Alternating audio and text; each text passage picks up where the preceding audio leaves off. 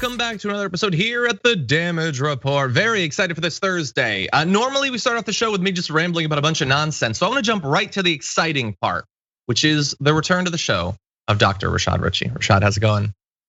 It's good, brother. How you doing, man? I'm good, and excited today because today I'm going to try to go on an epic quest to get a vaccine. Very excited about that, but also excited to have you here and to break down the news. That's very good stuff, man. I'm excited for you. I'm getting my vaccine in the next few days. So I will join the train with you very soon, my friend. That is awesome. And look, I'm excited to see you. I can see from the Twitch chat, there's only about 1,000 of your faces in the Twitch chat. So people are excited for you too. And by the way, they already know all about your new show on Twitch. But for those of you perhaps watching other platforms who don't know about it yet, tell us what it's about. My show is about social issues, politics, policies, and we dive beyond the headline, beyond the story. We try to be very intentional about dissecting what people have said is the story or is not the story. So we go pretty deep. And we also, on occasion, when people don't cancel at the last minute, we bring the opposition view to debate me on topics on the program. And that Twitch show airs every Monday on the Twitch TYT channel, 2:15 my time, Eastern time, and 11:15 a.m. Pacific time. Awesome. Yeah, so every week you can follow up TDR, Watching Indisputable. It's awesome. Dr. Rashad Richey is a debate gladiator, but unfortunately, a lot of the time he ends up standing in the Coliseum and his opponent is fleeing to Greece. So, but it's still exciting. So anyway, when they do show up, even better. So yes, lots of great stuff coming on that show as well. So thank you for being here. Thank you everybody for watching, regardless of where you're at. We're very excited to be broadcasting to you. So if you could do us a favor and like the stream, share it, that would be great. Let more people know that we're active. And as we go through this hour of news covering updates on the trial of Derek Chauvin, updates on Matt Gaetz, and exactly what it was that got investigators so interested in his sex life. We've got that for you. We've got the GOP in a Trump-like fashion, trying to drain every dollar from their fans in the most emotionally manipulative way imaginable. And the GOP, or at least some in it, striking out against Marjorie Greene. We've got so much. You can send us messages and comments and questions along the way, and we'll respond as we go. But with that said, Rashad, why don't we jump into this?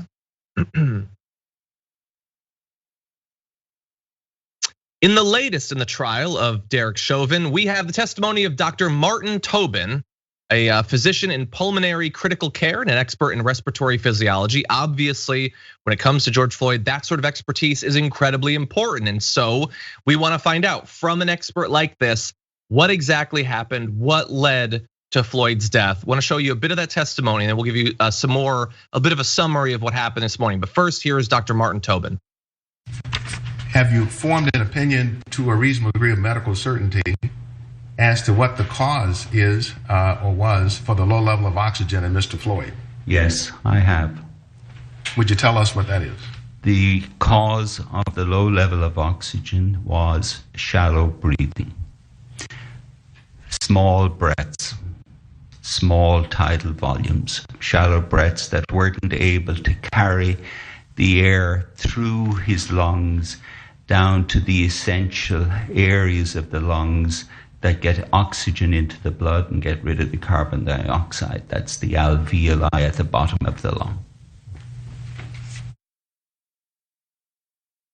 Now look, it's great to have the detail, to have an expert testifying about this, and in even greater detail, which we'll turn to in a second. But of course, it also, I don't know, Rashad, like stings to have to hear experts tell us what we already know and have known for a year, hoping that maybe if we have a doctor who looks like that, telling us very specific granular details about it, then maybe more people will accept that, yes, kneeling on someone's neck for 9 minutes possibly can kill them. So hopefully it works, but what did you think about the testimony so far? Great irony, especially with that expert and all of the experts, even the police supervisors, John, that have testified and said, okay, it's not company policy what he did, regardless of what anyone may say. It is not something that we teach at the academy. And what you saw on tape, what you saw recorded, is actually what happened. It was a murder. This medical expert had to literally spell out in detail what led to the death of something. We all saw it. It shouldn't be this hard, but here's why it's this hard, John. And this is the challenge. This is the enigma of the criminal justice system. Is this hard because cops enjoy a level of immunity in their own profession? They're not held to a higher standard of accountability. They're held to a lower standard of accountability because they have what's called a subjective standard rather than an objective standard. So if a cop says in his own mind, he was in fear for his life, regardless of a reasonable person's estimation of that. If he says subjectively, I felt that I was in danger of my life, courts have typically allowed that cop to get away with murder. You and I don't have that. Everyone watching us, they wouldn't have that. Everybody else, they only enjoy what's called an objective standard if they kill someone. That means if a reasonable person would have done the same thing in that situation, but cops have this immunity. And that, John, is different than any other profession. Medical doctors are held to a higher standard of care. Psychiatrists are held to a higher standard of care. Educators, professors are held to a higher standard of care. And the industry that's not held to a higher standard of care, but a lower standard of care are police officers, and that's the problem. Yeah, and even though, like, reasonably, if we're saying, hey, what is your subjective evaluation of how much threat to your life there was? We need to understand that they are answering that question with a subjective fear of going to prison. So maybe they'll lie, maybe they'll exaggerate, or maybe they're trained to be terrified constantly of everything they see, everything that moves, particularly from certain demographic groups. So yeah, that is 100% true. Now I want to give you a little bit more information from Dr. Martin Tobin. He testified that the main forces that led to Floyd's fatal shallow breaths, and this is a response to him watching the video of it. He said Floyd lying prone, Floyd being handcuffed, Floyd having a knee on his neck, and Floyd having a knee on his back and side. While showing a computer rendering of the arrest of the court, Tobin explained that the handcuffs, combined with Floyd's placement on the ground, created something of a vice on Floyd's left side, making it virtually impossible for him to get air into the left side of his chest. Tobin noted that Floyd was pushing on the pavement and the squad car with his fingers and knuckles, trying to lift his chest in order to breathe. To most people, this doesn't look terribly significant, but to a physiologist, this is extraordinarily significant, he says, because this tells you he has used up his resources and he is now literally trying to breathe with his fingers and knuckles. And that is just devastating to hear. And to think that possibly all that needed to be done for him to still be alive is for Chauvin to have gotten off him. That's it. To have been a reasonable human, just like the lowest possible expectation of not wanting to jeopardize a person's life. If he had complied with that, based on what we're seeing here, based on what the experts are saying, he would be alive. Yeah, and obviously this cop, Derek Chauvin, and the other cops, they are emotionally bankrupt. They are morally corrupt. And that's why it's important for police agencies to engage in the practice of psychological evaluation every 6 months.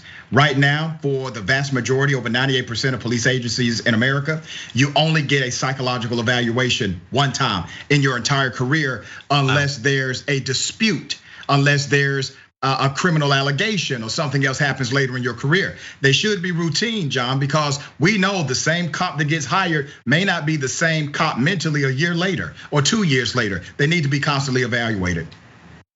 Yeah, especially when I don't think it's unreasonable to say that the process of training they go through would result in some strange ways of thinking about what their job and obligation are, way of thinking about the people that they're gonna be around. A person who is reasonably sane pre-training might have shades of something completely subversive and dangerous afterward.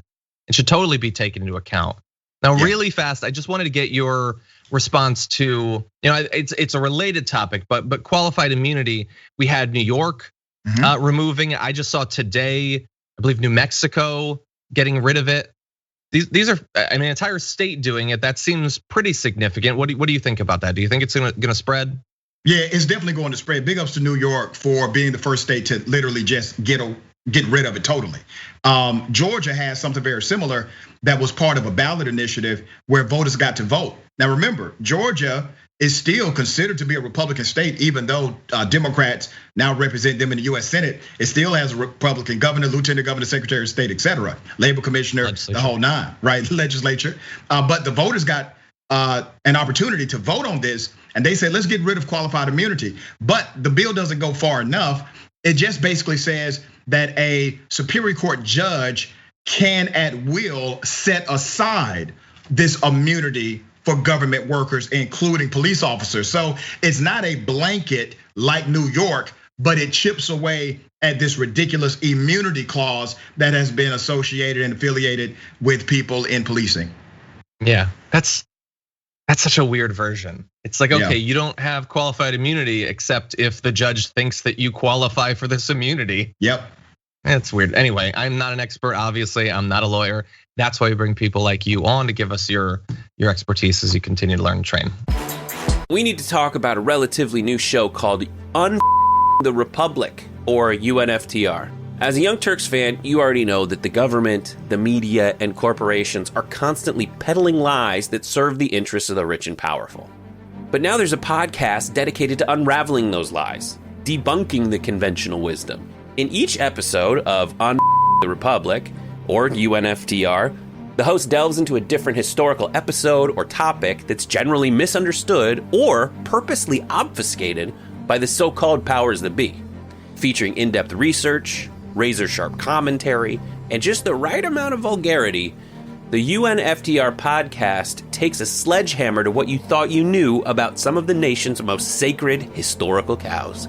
But don't just take my word for it. The New York Times described UNFTR as consistently compelling and educational, aiming to challenge conventional wisdom and upend the historical narratives that were taught in school. For as the great philosopher Yoda once put it, you must unlearn what you have learned. And that's true whether you're in Jedi training or you're uprooting and exposing all the propaganda and disinformation you've been fed over the course of your lifetime. So search for UNFTR in your podcast app today and get ready to get informed, angered, and entertained all at the same time.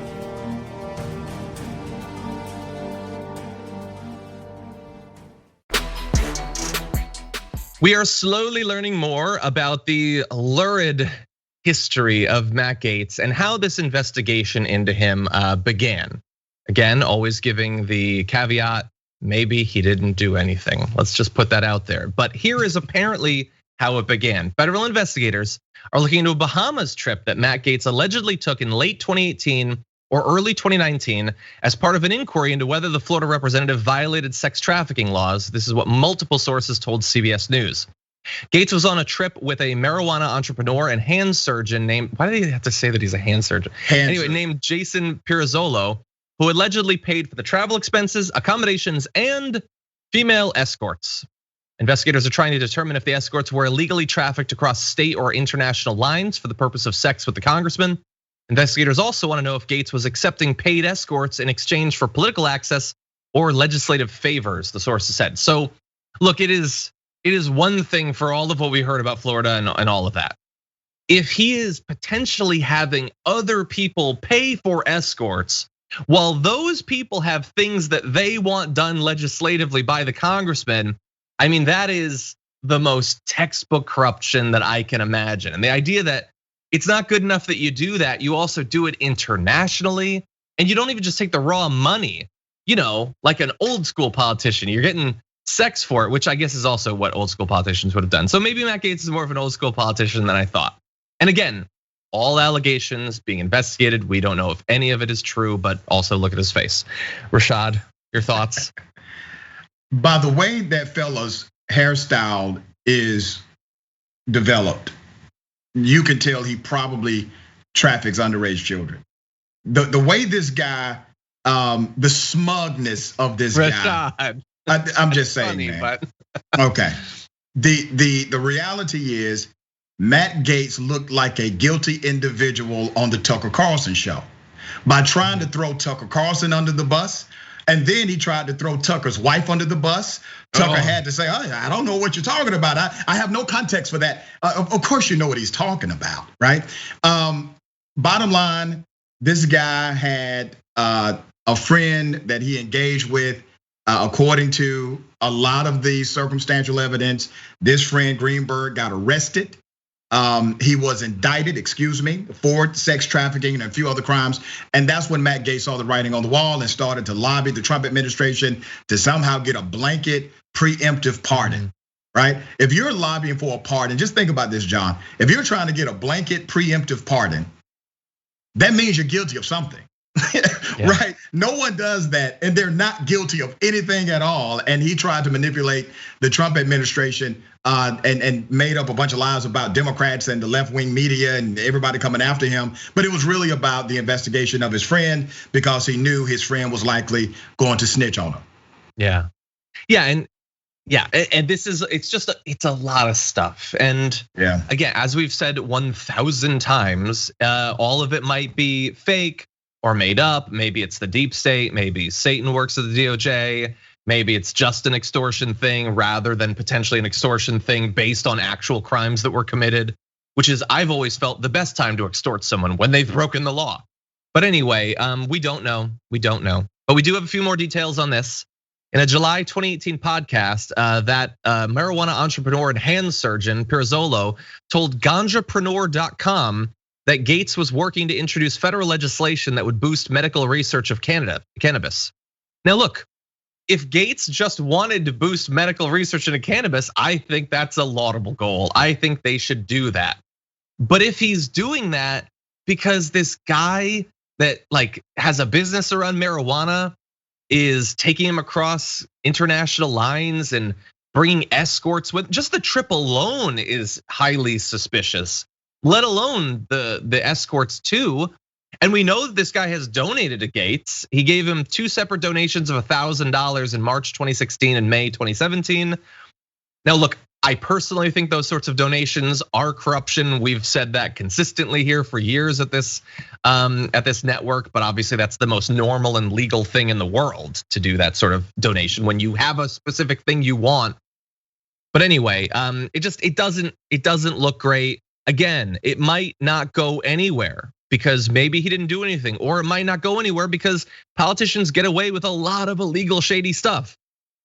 We may be stuck with Gaetz for a very long time, but more and more is coming out, and it is hard to believe that he is 100% innocent with all of this sort of circumstantial stuff floating around out there. Yeah, I concur. And if he took this trip to the Bahamas, John, and there was a lobbying operation going on, that violates a litany of other laws that are set in place to make sure there's transparency between what lobbyists are doing as it relates to lawmakers. If this is not reported as a lobbying feat, that will also become a statutory violation and another charge in the future. Yeah, and we'll see. I hope that if something is gonna come of this, I hope that it comes soon, because we've seen how this goes generally. When you drag things out with an investigation, sometimes people move on. Like even us. What's going on with Cuomo right now? I don't know. There's an investigation, I guess. In a month or 6 months we'll know something, or maybe they'll be fine. Maybe everyone will have moved on and they'll get away with everything. Maybe Cuomo and Gaetz can have a party sometime off in the Bahamas. Anyway, okay, we're gonna move on to other news in just 1 second. I did see a comment in Twitch saying, when are you guys gonna talk about the Chauvin trial? Dude, we just talked about it. That was the topic before this one that we talked about. Anyway, but we will continue to talk about it. It is an important story, obviously. That said, let's jump into this next one. Earlier this week, the New York Times revealed one of the ways that Donald Trump has conned his supporters, and that was that his fundraising emails, or even things in response to people giving money to his campaign, were at least shady and dishonest, in that they would have all of these different check boxes that started off checked, that if you didn't uncheck, would mean that you would give the same donation at sort of recurring intervals, maybe every week. or that you would give $100 at a specific additional date. And some of his followers ended up being billed for $7,000, $8,000, $9,000 in just a month as a result of this. It was incredibly shady. And in the end, Donald Trump had to give back something like over $100 million. We'll have more specific numbers later. But we wondered, would this result in anything? Would Trump get in any trouble? Would his followers learn from this? Or would other Republicans learn from this? And so far, that's the only one we have evidence for, because it turns out other Republican groups have been doing the same thing. Take a look at this from the National Republican Campaign Committee's Win Red donation page. When you donate, it has a checkbox. We need to know we haven't lost you to the radical left. If you uncheck this box, we will have to tell Trump you're a defector and sided with the Dems. Check this box and we can win back the House and get Trump to run in 2024. But if it's checked, your donation, whatever it is that you gave, $1, $20, $1,000 will become a monthly recurring donation. That is so manipulative, Rashad, that they're gonna go, hey, Sally didn't give an extra $20, she's a defector, and Trump's gonna like put down his Diet Coke and say, I knew I couldn't trust Sally. God, how fake and manipulative. None of it's true, by the way. Right. None of that would happen, but they're putting the fear of God into people who worship him as if he were God.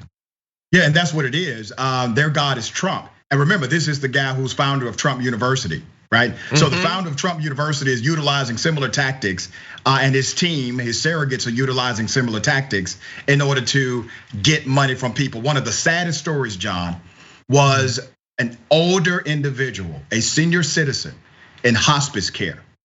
The senior citizen made a contribution, was unaware that the contribution was recurring. The bank account got depleted, 100% depleted. The account went into the negative. This person is in hospice care, needs the money to pay the bills. Found out because the bills were starting to come back unpaid. Here's why this is happening though, okay? This is happening because manipulators like these individuals you're talking about, they understand something about a Trump supporter. I gotta say it, I'm keeping it 100. Trump supporters are typically gullible. That's real. They have an assumption that a Trump supporter is gullible to a narrative that's rooted in conspiracy theory with no evidence. And so they can create an entire story based on a paragraph in an email, provide no context, no evidence whatsoever, no sourcing of the data, and people will fall for it because they assume that if you are still to this day a Trump supporter, you are in fact gullible, and shame on them for taking advantage of people and their genuine beliefs and simply using it to extract money from them. And hopefully some people wake up from it, but I doubt it. They didn't wake up when Steve Bannon stole a bunch of money from them and said he was going to build a wall. It's like they reach into your pocket and they take out your money, and then they go to reach into your other pocket. The average Trump supporter is just like, where's this thing going? Like, no, they're robbing you. Why won't you wake up? Trump University was like 30 years ago. Yeah. Oh God, but no, they're doing it. And one added level of how messed up this is, even though it's the level I care least about, is Trump has already tried to stop them from using his image. Now they're pretending they're having like harsh conversations with him about defectors. No, they're not. Stop lying. Now, look.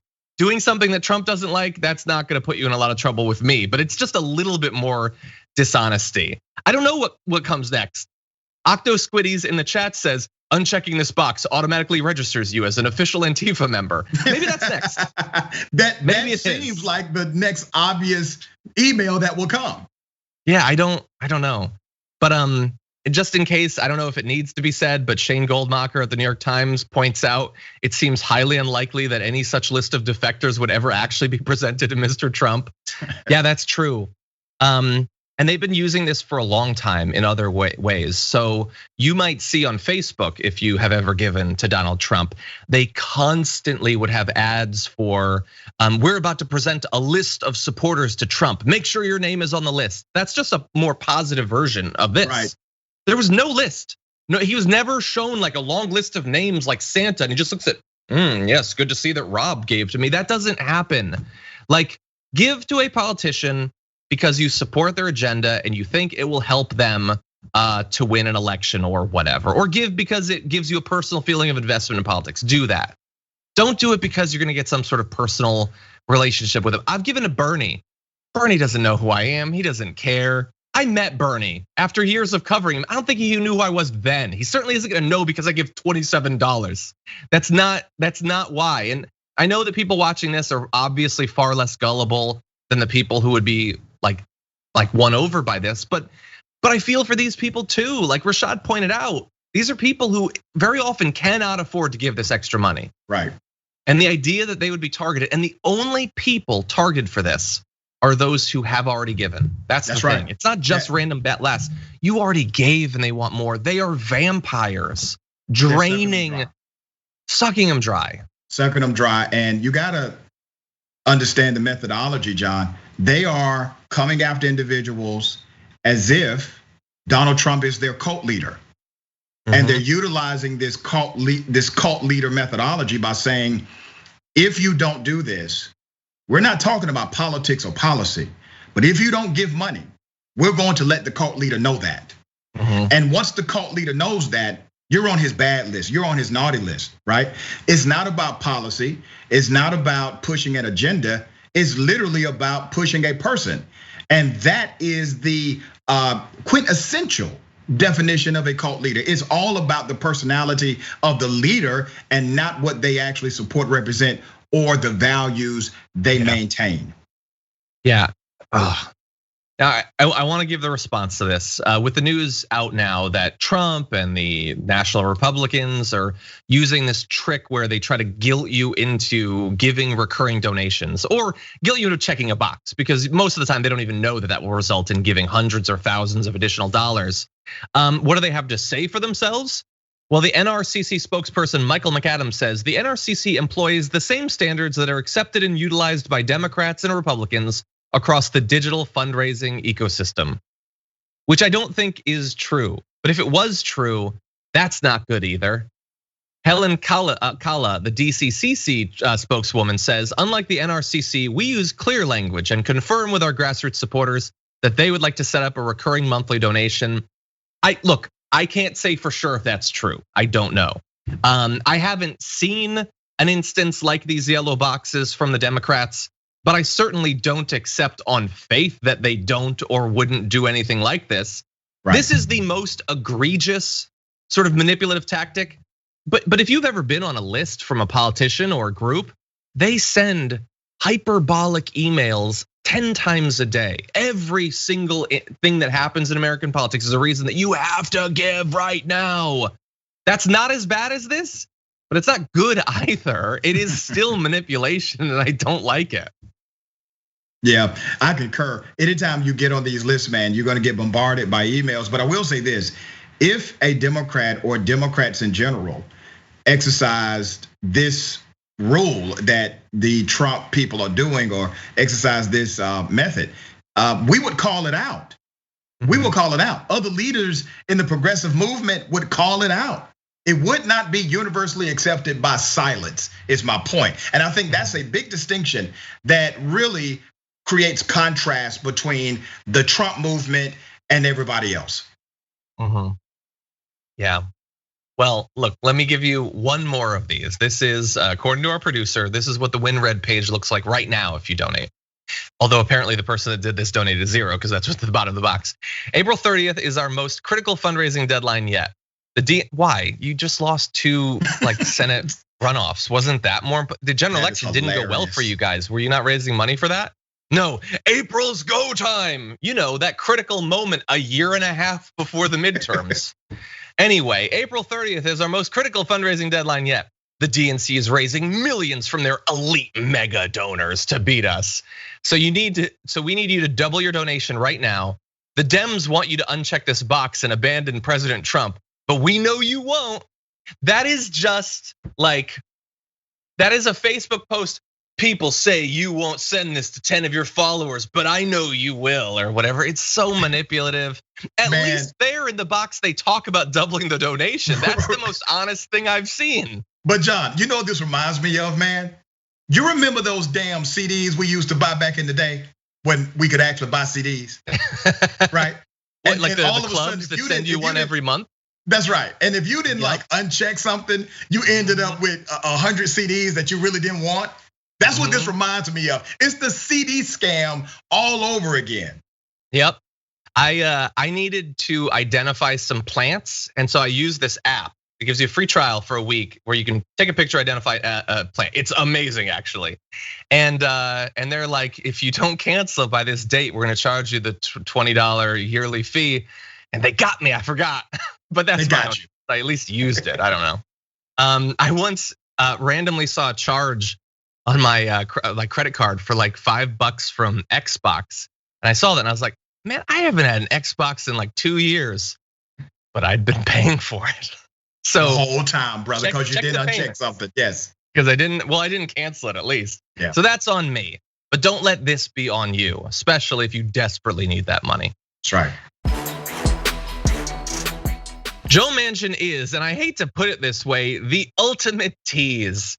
Because for weeks he had talked about like, oh, hey, maybe I'll do something about the filibuster. You know, like I'm not gonna totally get rid of it, but like maybe we can make them talk or something. Maybe we can make the filibuster look, you know, like kind of like the filibuster. But no, now apparently he's doubling back down. He's not gonna do anything about it.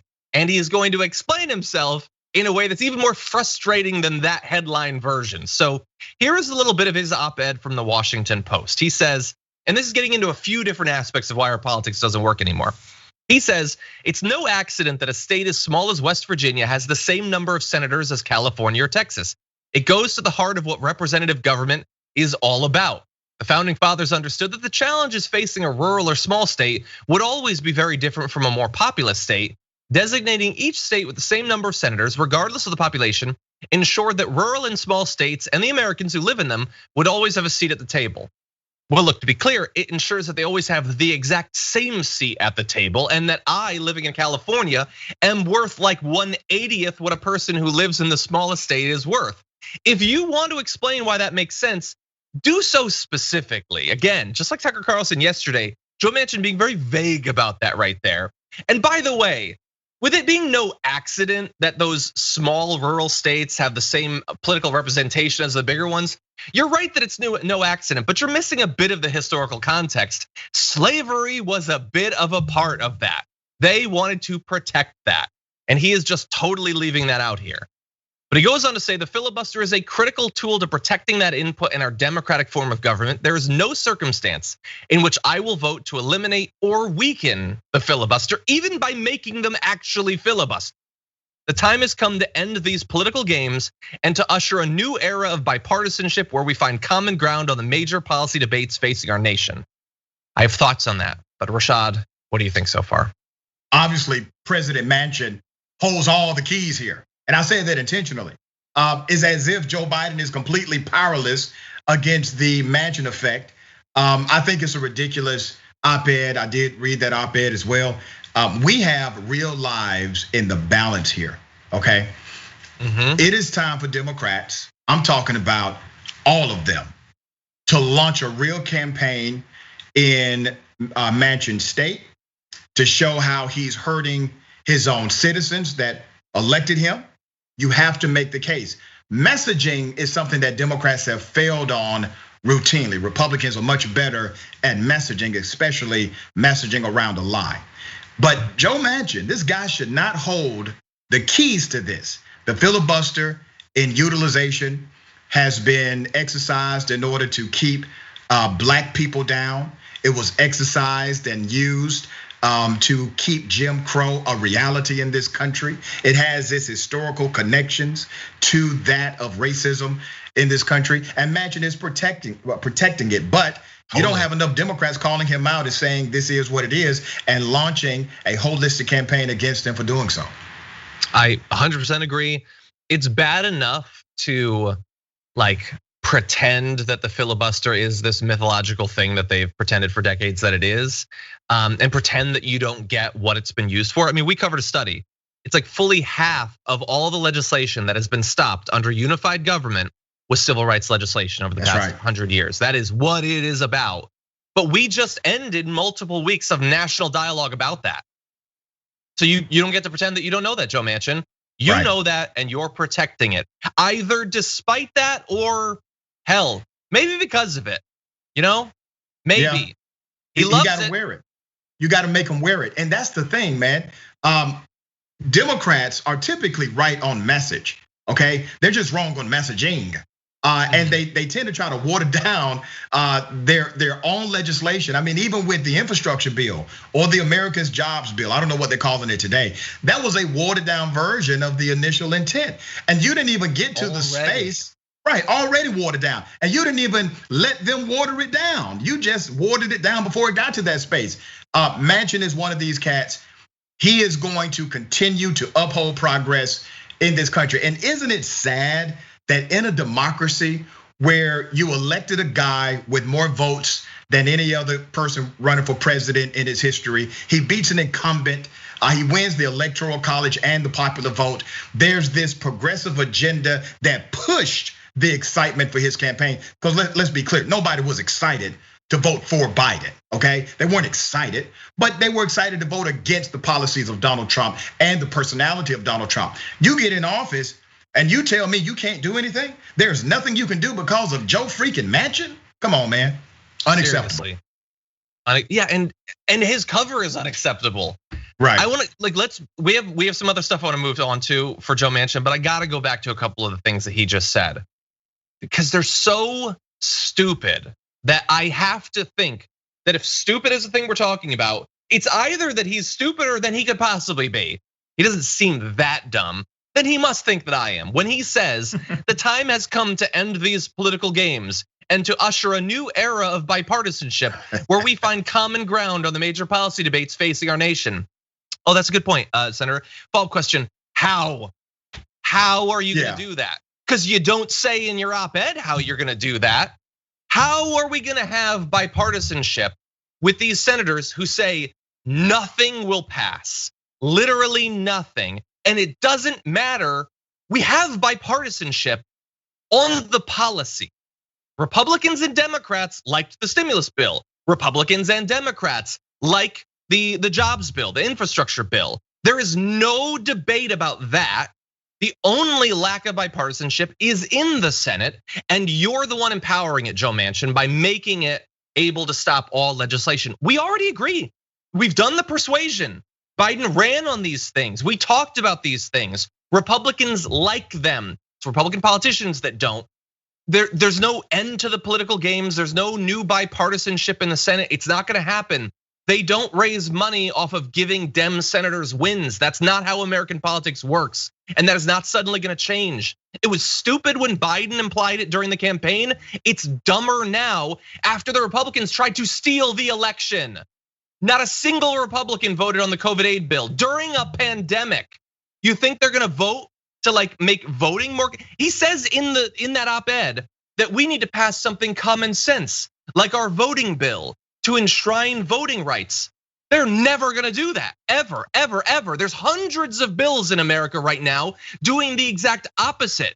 How stupid are you, or how stupid do you think we are that you think they're gonna turn around and suddenly support literally any of this or any other bill I can think of? The Equality Act, maternity leave, nothing is going to pass until we get rid of the filibuster. And Joe Manchin is either so stupid that he cannot continue to serve in the Senate until he gets that, or he knows it and he's lying to us about what's gonna happen. And he is perfectly willing to watch 2 more years go by where the Dems get nothing done, then they lose the majority and likely lose the next presidential election. And we get to go through 4 years of Tucker Carlson or Marjorie Greene as president doing whatever they want. God, I'm so sick of stupid lying Democrats. Brother, you are preaching the gospel truth.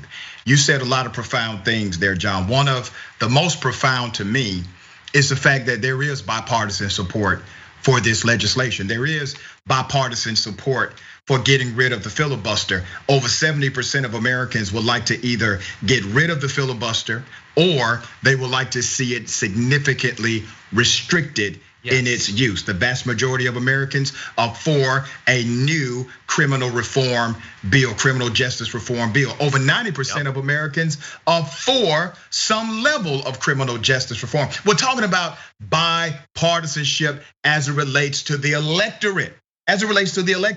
And once again, as you pointed out, the only body in the gridlock of severe tribalism in politics is that of the Senate. Even the House has bipartisan support for much of this, but not the Senate. This is not anti-bipartisanship when you provide the correct context. The context is clear.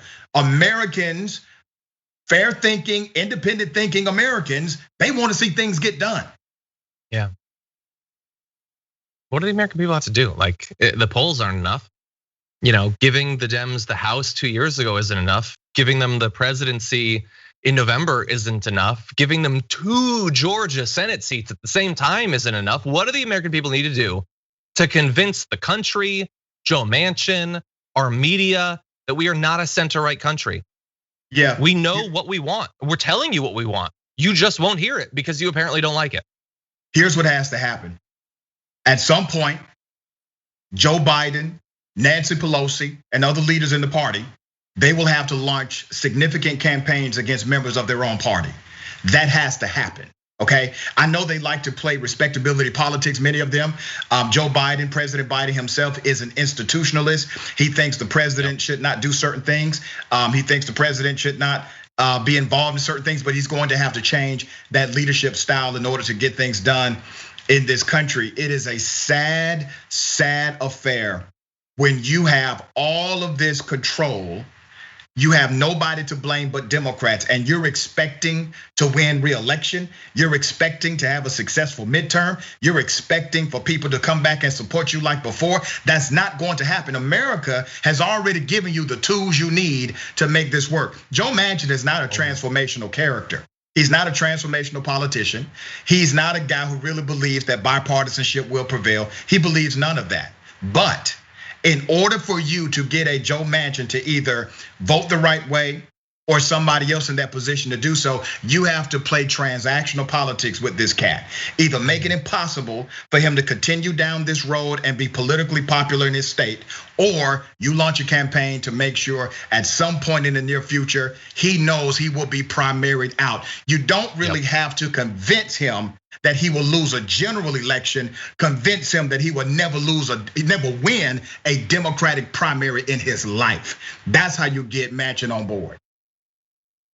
You're 100% right.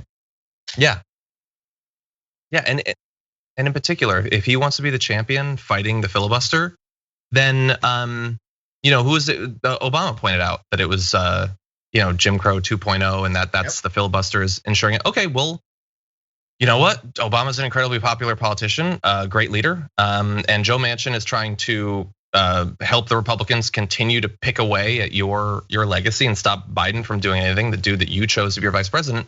Obama should say, I am going to spend the next 4 years or whatever raising money for this primary, and I'm gonna find the perfect candidate, and I'm gonna move to his state and campaign every day. That's what he should do. And a lot of other people do, activists and too. Brother, that would work. It would absolutely work. Manchin would know he's not going to survive a Democratic primary. And for him, that's everything. Because if he doesn't survive the primary, he doesn't get to run for re-election anyway. And I know people will push back on that and they will say, well, here's the thing. A new Democrat cannot win in a general election because his state wants basically a moderate Democrat.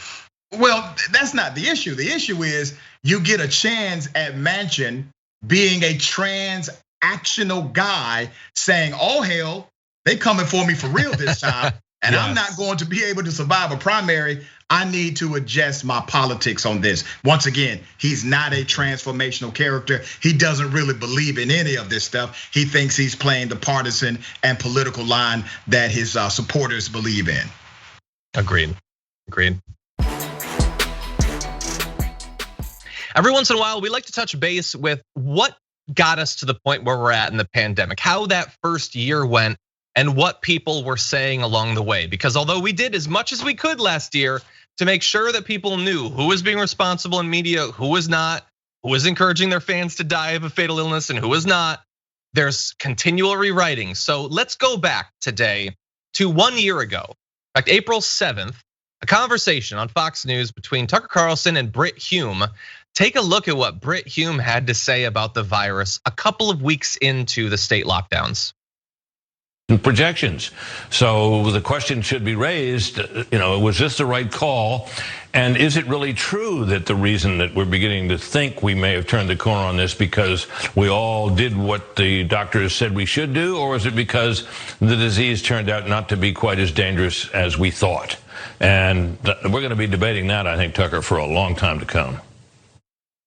Well, look, Rashad, he was kind of right there. Fox has spent about a year saying that the virus isn't as deadly as we think, even as it killed more than 500,000 people. But there, just a couple of weeks into the lockdowns, they were trying to say, sure, the numbers are going down after the lockdowns, but that's not because of the lockdowns. So they're pretty much pointless. And that is a message that they largely all agreed on and continued month after month after that.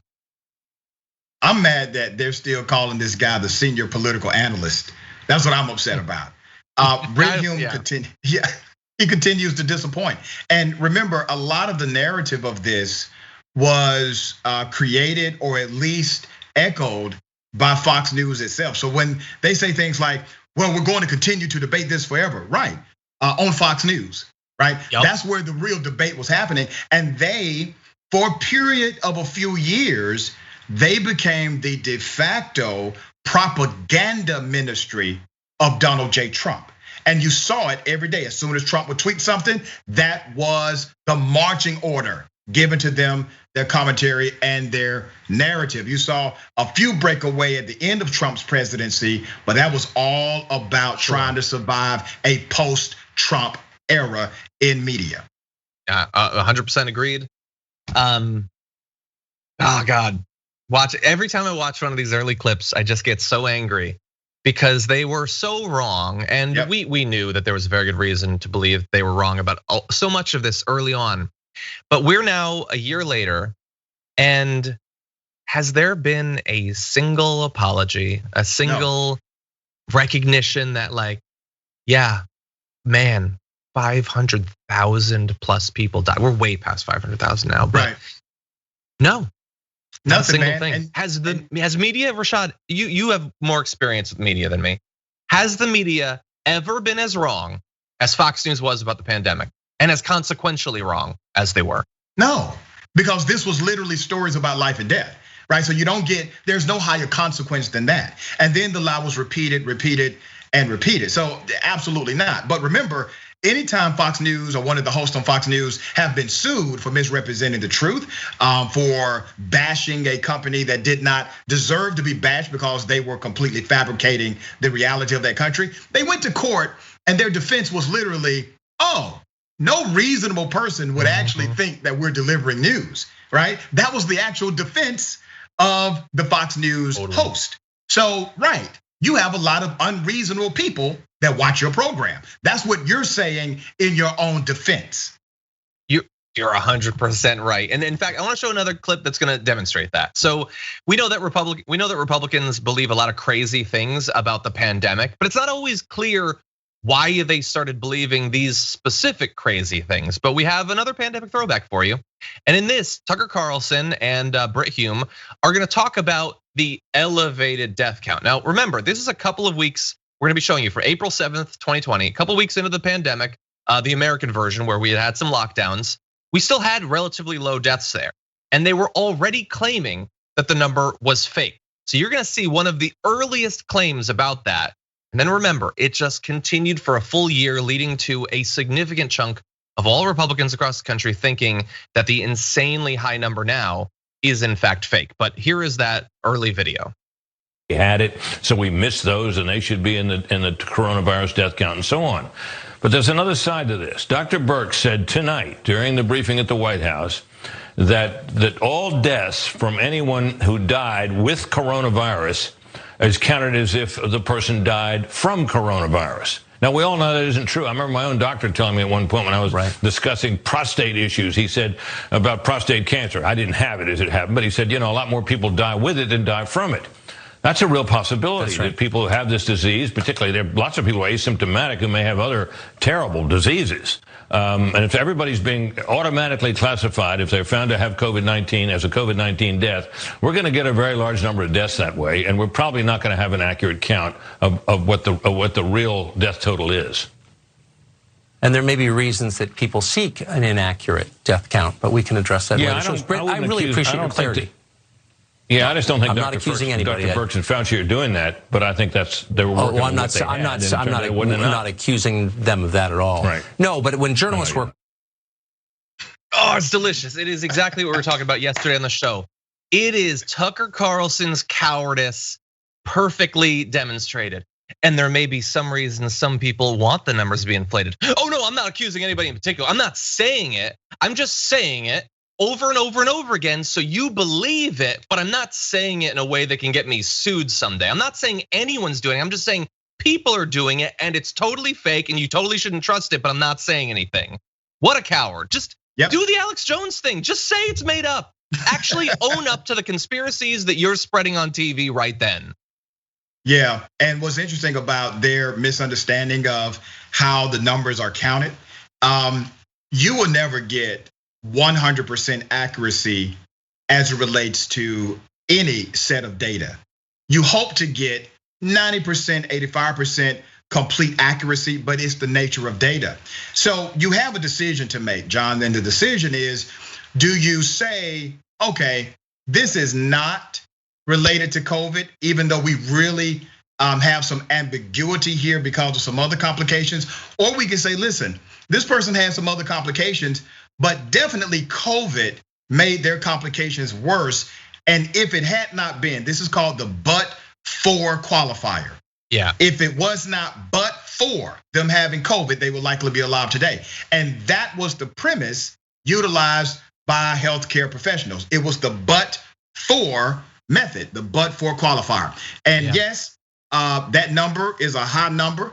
And here's what they can't debate, John. They can't debate that the number isn't extreme. So they may say, oh, it's not 500,000. Okay, well, what is it? 400,000, 300,000, whatever it is, it's too damn high. And people are dying more so by this than they died in major world wars. That should be a problem.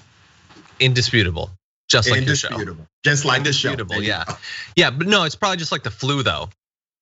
Yeah. And by the way, like one of the convenient things for them about having this be the debate that was going on is we're debating things that might be making the number seem too high, but we already know there's tons of stuff that's making the number lower than it actually is. The excess death count from the early months of the pandemic, we covered that at the time.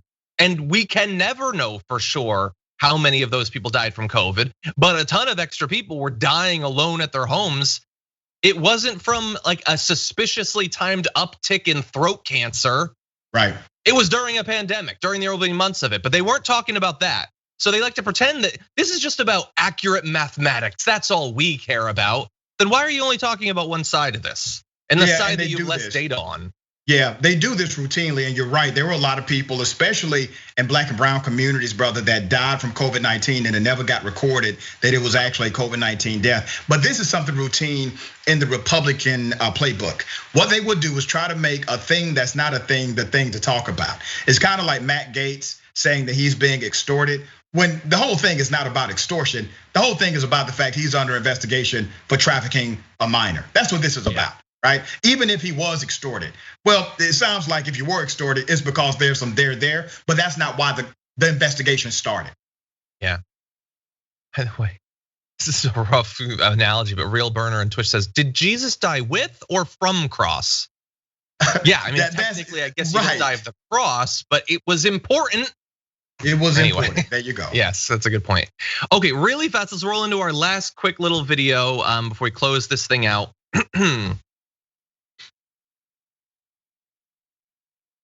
Sorry, it's always difficult on the director when I do a quick turnaround like that. News broke this morning that Marjorie Greene had raised something like $3 million in the first quarter of this year, which means there's a lot of people who think like her around the country. So that's horrifying. Now, what's going to be done about that? Will she eventually be defeated? Well, if she is, it's probably not going to be in the general election because she's in a very red district. But there are some Republicans that hope to beat her in a primary. So here is one group, Republicans for Accountability, with one of their early ads targeting Marjorie Greene in anticipation of a primary challenge. The following is what Marjorie Taylor Greene stands for, according to Marjorie Taylor Greene. Matt Gaetz, who is currently under investigation for having sex with a minor. So I've been outspoken and I've said I stand with Matt Gaetz. Harassing teenagers that are survivors of school mass shootings. And you are using your lobby and the kids to try to take away my Second Amendment rights. You don't have anything to say for yourself? The QAnon conspiracy. Q is a patriot.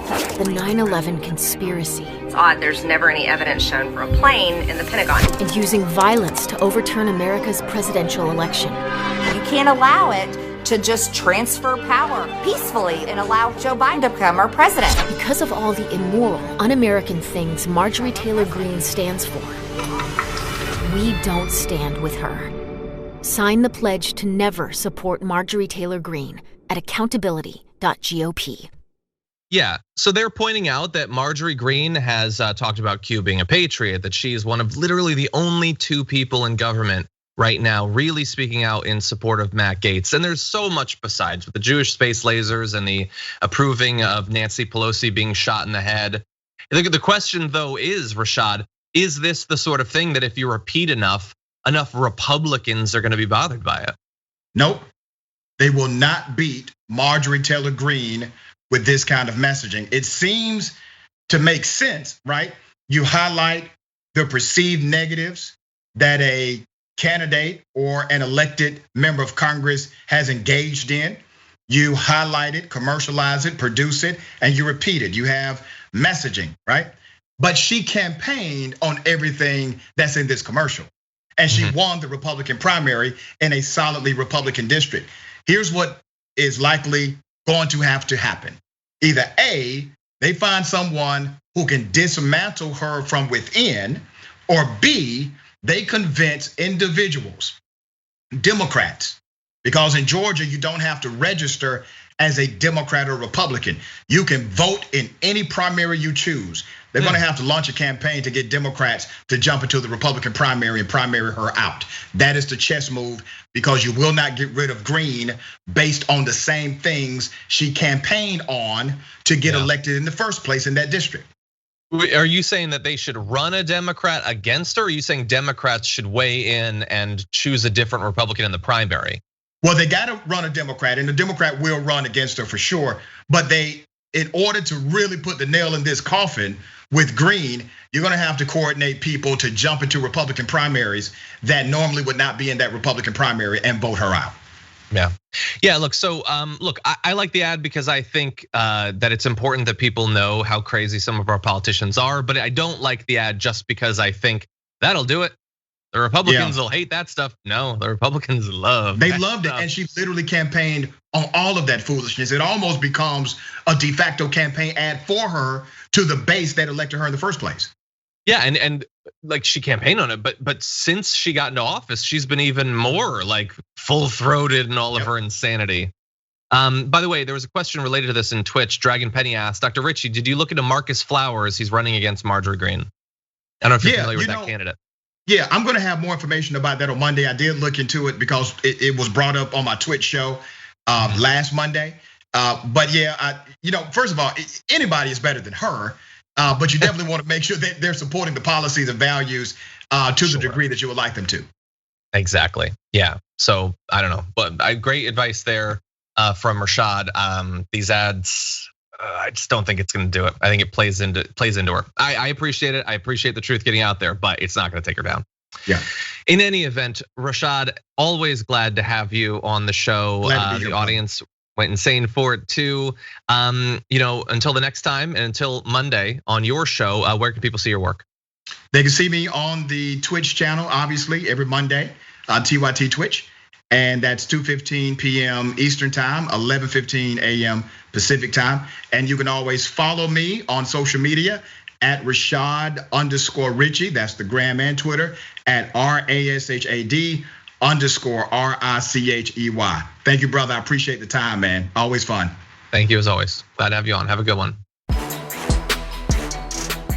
We're just a few months into the Biden administration, and I'm already worried for a number of different reasons about the various ways the Democrats might botch the whole thing and then end up losing the midterms. History says there's a good chance they're gonna do so no matter what happens, but I wanna focus today on a particular way that they may sort of needlessly own goal themselves and not appeal to a group that has delivered for them in election after election recently. And we are joined once again to talk about this. Very lucky to be joined by the author of T.O. Bernie and the senior advisor for Bernie Sanders for president 2020 and 2016. Chuck Rocha returns to the show. Chuck, how's it going? Good to be here. Good to be here. So I'm very glad to have you here. I mean, so you wrote an op-ed recently. And you talked there about something that we've had a few conversations about, which is Democratic outreach to Latino voters. We've now had a few months. We're still quite a ways off from the midterms, but are you already getting a little bit nervous about this area? I am, and I'm getting nervous because you already see Republicans running Spanish language ads in places like Nevada, where we have to defend a Latina who serves in the US Congress right now, Catherine Cortez Matstos. I also get nervous because I am worried that every time these elections happen, they talk about, they being the Democrats and even progressives at that matter, that they're going to prioritize the Latino vote and work early. And so I haven't yet to see that. Yes, it is still early, but I have seen more conversations. Am I worried? Yes. Am I optimistic? Also, yes. But I worry that we're fighting against history, which is your point. At no time has a incumbency in the presidency, which is controlled by the Democrats, ever led to picking up seats in the House and the Senate. And what really worries me, and I said this in the op-ed, is in the Senate and House races in particular, they run through states and districts with heavy Latino populations. So the history doesn't look great, but what you just pointed out, the fact that this is where a lot of these races are gonna be held, that is an opportunity though, right? Because we saw in the last election, the last few elections, that this community has, they've come out, they've been politically engaged.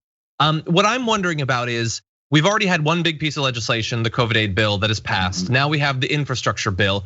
Are you seeing the success they've already had in passing one, or the ramp up to the second being advertised as things that Latino voters should be excited about or interested in? Well, Latino voters are very excited about COVID relief. When we went out and talked to 1,500 Latinos as part of this research, the number one issue was COVID relief. So Democrats, good job, you knocked that out of the ballpark. But only if you go to those districts and own the issue and say you delivered this, you're the ones who did, and also say every Republican voted against sending you this check.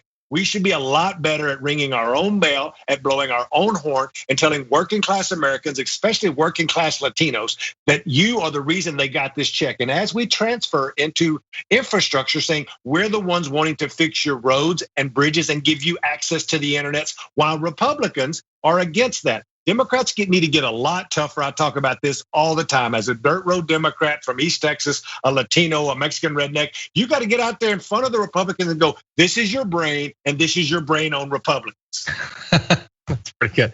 So look, those are some things that they should be talking about. They should be campaigning on. You were talking there about the fact that Republicans are already running some Spanish language ads. What are they choosing to focus on so far?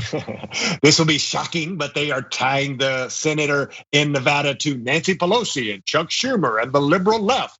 Like, this is just, you can wind the dial up and pull the string. It's going to say the same thing every time. But if you get out in front of working class folks and go, those folks just sent you a check.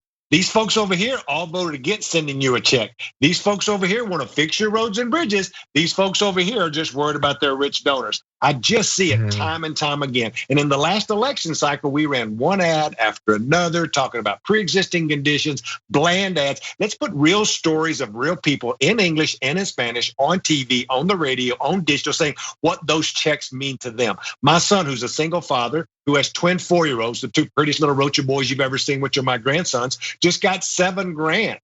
$7 grand, his income tax plus his COVID relief, that was a big boost for him. And guess what? That's $7,000 less dollars that old Daddy-O here has to give him. So it even helped me, and I ain't in the bracket. And so that's obviously a great aid to that family, and you can that's thousands of times over, hundreds of thousands of times over.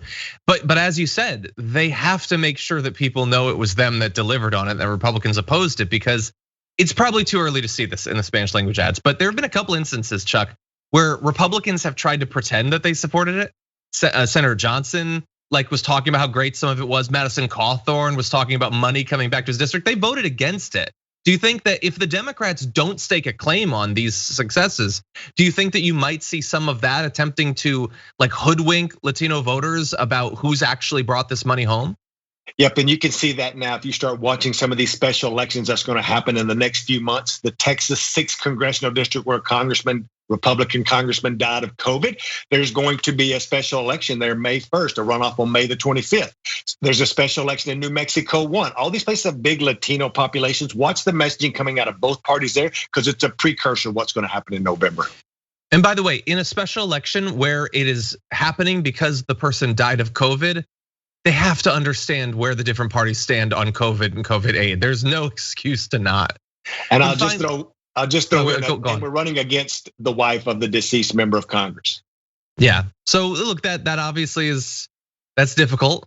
A lot of people have lost family. I've lost family. It's difficult. That does complicate things. But there was one other topic I wanted to talk to you about, and that is that we are seeing legislation being introduced in state houses across the country and passed in some, including Georgia, to try to make it so that certain sorts of people, black and brown people, have a harder time voting. Is that something that you think the Democrats should focus on as an issue, the sort of standing to protect democracy in some of these states? I do. I see it as winning election across the board. When you're talking about the right to vote, it's a Democrat, not a Republican, not independent. It's a good issue to get on, and it's one that we should be championing at every turn. Any other advice for Democrats on what they can be doing to try to appeal to this community this far out, not wait until the last couple of months before the midterms? Own the positive, call out the hate and the deceit on the other side, make them own it. Do not be scared to get out and be tough. And when I mean tough, that does not mean disrespectful, but Americans are hurting, and they're hurting because they just went through a year of COVID where a lot of people lost their job. They're wondering about where their healthcare is going to come from. Get out there and own your victories. Listen, own your victories and listen to these real stories. Then we can win. I think that's great advice. And really, for the Democrats' sake, I hope they deliver. I hope that they're listening. If you're listening to this and you want to read the op-ed, it's available at the New York Times right now. Look for It's Not Too Early to Start Courting Latino Voters. As always, Chuck, really appreciate you taking time out of your very busy schedule to join us. Appreciate you.